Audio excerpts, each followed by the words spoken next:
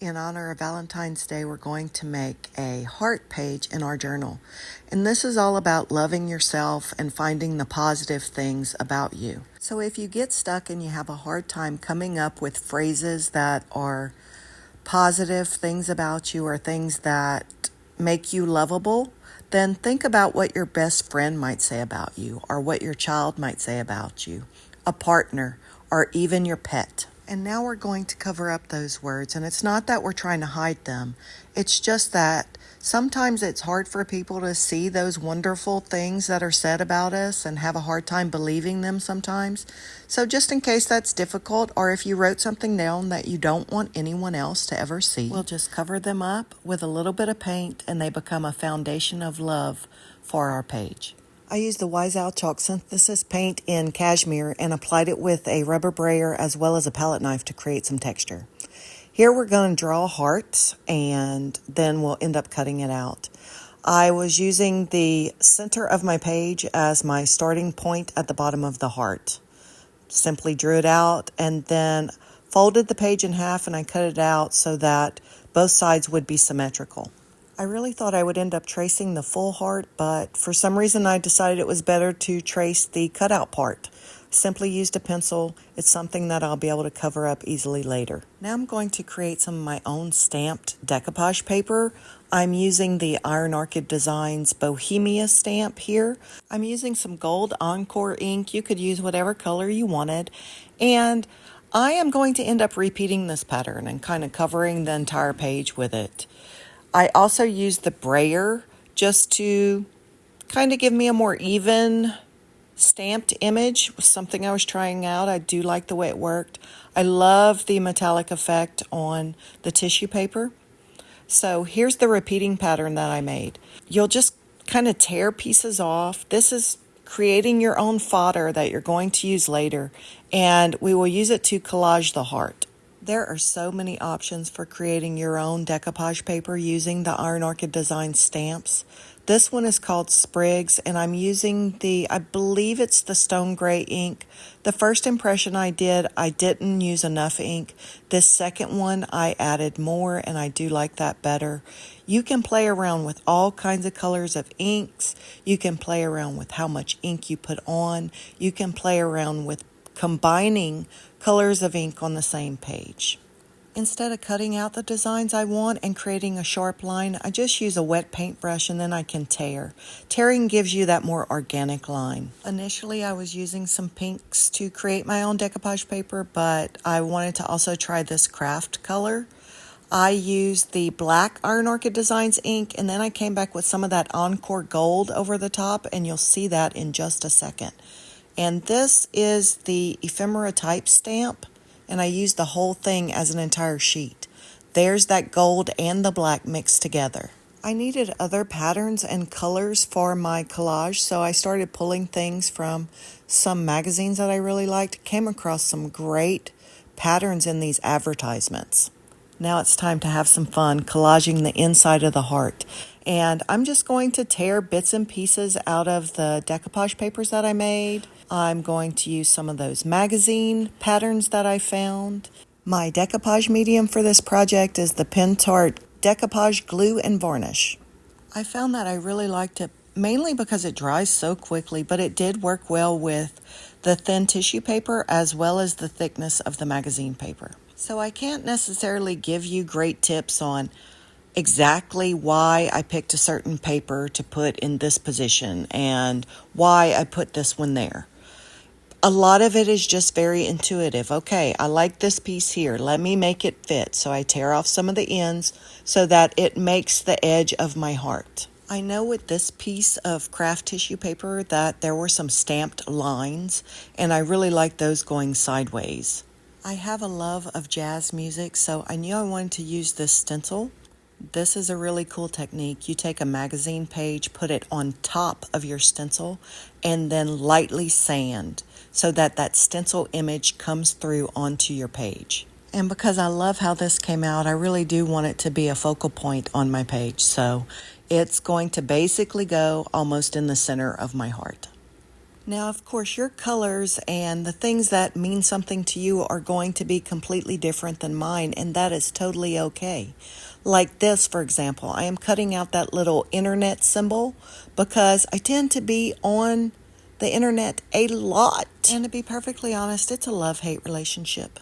Here's another thing that I loved how it turned out. This curved surface on this pattern ends up matching, or I make it match, the curve of my heart. I also am trimming so that it doesn't cover up some of those other pieces that I've already put down, like my word that says jazz. So something else to remember as you're making this collaged heart is that some of the pieces of paper that you use are opaque. So if you put that down, you're not going to be able to see what's underneath them. But then if you go back and you use more of the tissue paper that you created, that is going to be translucent, and you will see some of what you've already placed down. So it's going to create an extra layer, which is what I just did here.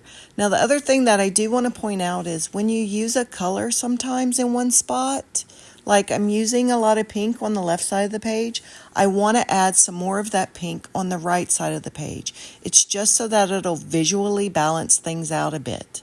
So there is some teal on the right side of the heart and no teal on the left, so I just added a touch of the teal right there in the center. So it's beginning to bring those pages together. I had added quite a bit of the light pink tissue paper on the left side, so I really am layering more of that light pink on the right side. There is a lot of that craft color on the bottom right of my heart, but that will end up balancing out later. And you may not have noticed, but I used the decoupage glue all over the entire page and dried it before this step. And I did that to seal everything in so that when I do this, my paint will move. I wanted to use some liquid paints so that I could really get them to move with water and give me a bit more of a watercolor effect. These are Kathy Creates watercolor inks, but it looks like I can't purchase those from the place that I bought from before. These are Finnabair liquid acrylics and I love them, but unfortunately it looks like I can't get this particular color in these little individual bottles anymore. This is deep turquoise and it's just fabulous. With both of these mediums, I am using a spritz of water on the page before I put the mediums down, and then I'm spritzing again with water. Then I will use a paintbrush to kind of smear it around and get it to move a little bit better, be a little thicker in some areas and thinner in others, using a paper towel to soak up some of the excess in places, and that creates a pattern. You could use more than one color as well, but where they meet, they will probably blend and create another color, which could be a great effect as well. I have kept my paint on the outside of the heart, and now I'm going to start focusing on highlighting that heart.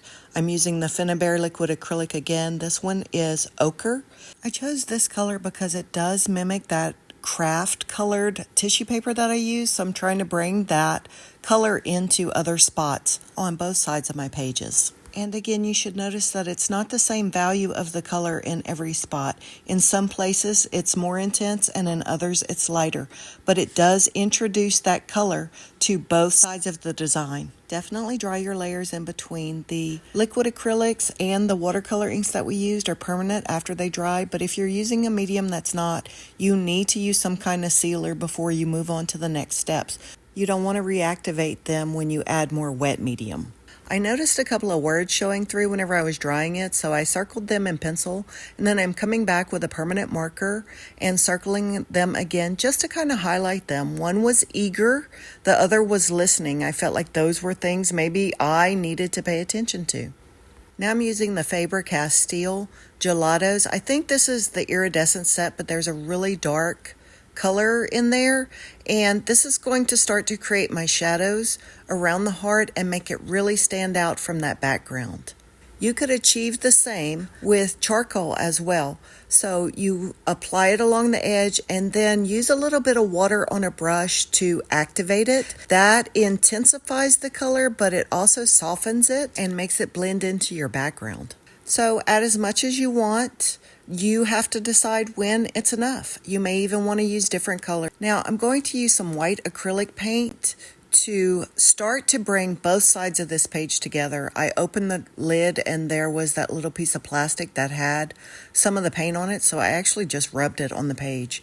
I'm using the back of a palette knife to create some highlights on the outside of the heart. I'm going to do the same thing on the opposite side of the page and on the bottom left side of the heart. Just creating that contrast between the white and that dark gelato that we used.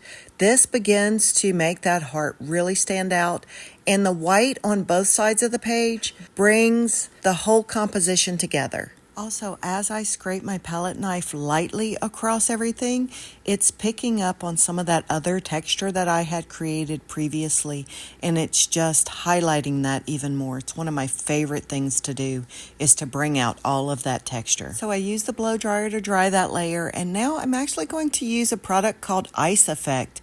It's a little bit of an iridescent medium. It dries clear, but it's going to leave a little bit of sparkle behind.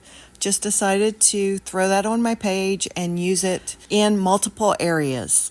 I mean, you can never have enough bling, right? Now it's time to add all those words that are special about us.